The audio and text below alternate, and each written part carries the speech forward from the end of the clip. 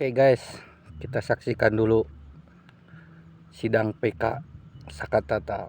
Bagaimana dengan Bapak Aing?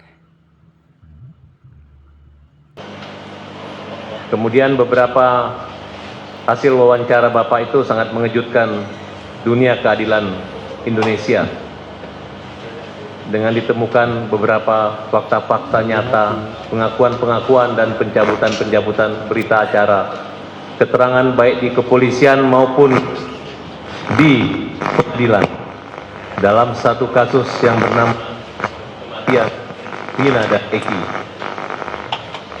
Hal ini menurut kami sebagai tim pengacara sangat membutuhkan kesaksian dari Bapak,